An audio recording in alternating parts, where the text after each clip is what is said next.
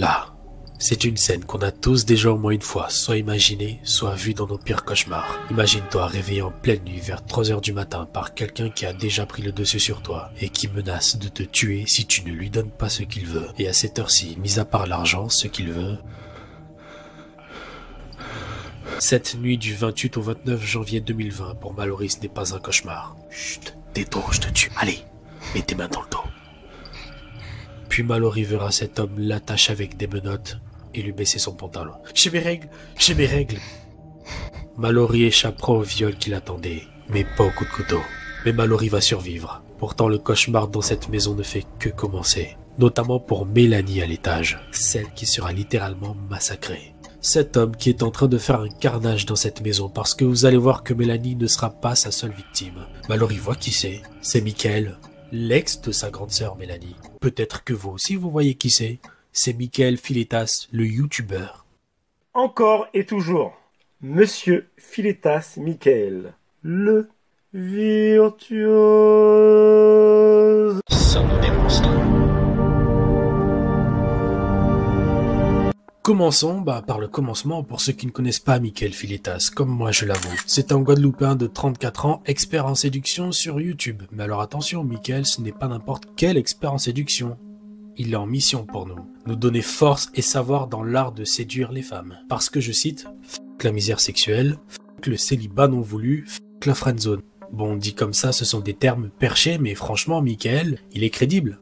C'est pas comme les autres experts en séduction qui passent leur temps à nous donner des conseils sur comment être en couple et comment maintenir notre couple et qui quand tu scrolles leur Instagram tu te rends compte qu'ils sont tout le temps célibataires. Non, Michael est vraiment en couple. Avec une prof de Zumba française. Lui Guadeloupéen, elle française, on s'imagine qu'ils ont fait des beaux petits métis et qu'ils habitent tous dans un joli quartier pavillonnaire des Yvelines. Ça, c'est ce qu'on s'imagine.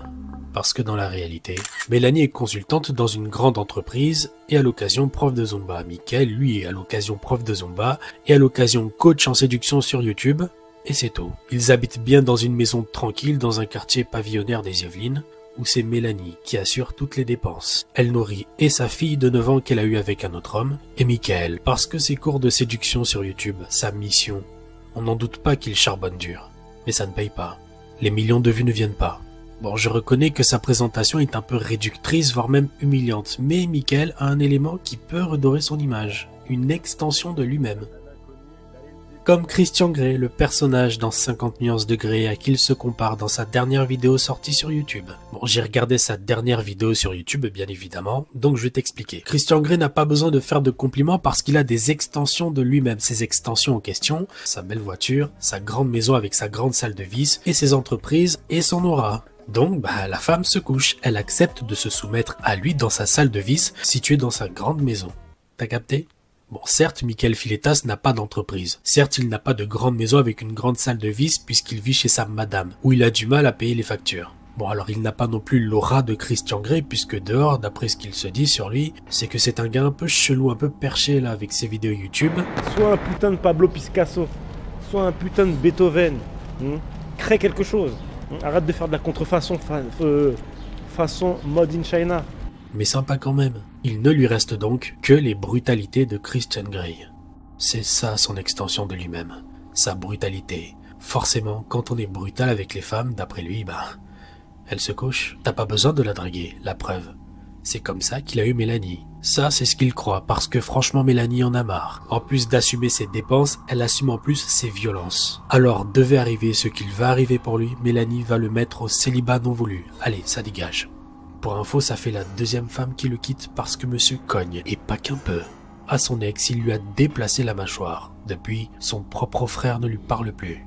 Depuis, Michael Filetas continue ses activités de prof de Zumba, mais surtout expert en séduction sur YouTube. Il sortira une vidéo de presque 30 minutes à la date précise du 31 janvier 2020. Une vidéo qui franchement interpelle. Pas parce qu'elle est trop longue, mais parce que certains commentaires sont inquiétants. D'aller la voir, de lui parler, et en plus, derrière... Ça s'est très vite su que l'expert en séduction a tué son ex de plusieurs coups de couteau dans la nuit du 28 au 29 janvier 2020, soit 2 jours avant la diffusion de la vidéo. C'est vrai tout ça, c'est la fin du livre Mélanie, l'histoire elle est finie pour elle, le point final est là. Ça sera la réponse de Michael Filetas 3 ans plus tard pendant son procès. Mais cette réaction complètement détachée, c'est 3 ans après le drame. Quelle a été sa réaction juste après le drame? Pour savoir, il a fallu le chercher loin, très loin, à 450 km des Yvelines. En garde à vue, Michael Filetas raconte. D'abord, il a forcé la porte de chez son ex pour, je cite, vérifier si elle avait un autre mec. Puis, il est d'abord tombé sur Mallory, la petite sœur qui dormait sur le canapé. Ce n'était pas prévu, elle, qu'il la croise. Pas non plus prévu cette pulsion meurtrière qu'il n'a pas réussi à calmer en voyant son ex avec un autre mec dans son lit. Ce fameux Brian qui a en plus fait le warrior parce qu'il a tenté de résister aux coups de couteau qui pleuvaient sur lui, tout en continuant de se battre avec Michael, le temps aussi de protéger Mélanie. Pourtant, Michael était venu équipé ce soir-là, et pas qu'un peu. Poing américain, menottes, pistolet à gaz et couteau de commando. De quoi faire un carnage sur tout le monde dans cette maison. Mais seule Mélanie a été choisie, qui recevra au total 80 coups de couteau. Oui, 80. Voilà, il a tout raconté en détail. Avec une froideur. Alors la question se pose, soit votre expert en séduction vit dans son monde où il s'assoit à la même table que Christian Grey, ou soit il se fout vraiment de nous. Parce que juste vérifie qu'elle n'a pas quelqu'un, alors qu'il a forcé la porte d'entrée à 3 h du matin, qu'il a coupé le courant pour que tout se passe dans le noir. Seul lui était maître de la lumière avec sa lampe frontale. Qu'il a tenté de violer la petite sœur de son ex, qu'il a ensuite poignardé. Je précise qu'à ce moment-là, il n'est pas encore monté à l'étage. Il n'a pas encore constaté que Mélanie a refait sa vie. La réponse des experts psychiatres qui ont analysé l'expert en séduction de Tému est sans appel. Michael n'est pas du tout conscient des crimes qu'il a commis. Il mettra un an pour les reconnaître. Peut-être le temps pour lui de sortir de son personnage de youtubeur coach en séduction qu'aucune femme résiste. Et surtout qu'aucune femme n'est autorisée à quitter. Peut-être parce que reste à savoir comment est Michael Filetas dans la vraie vie.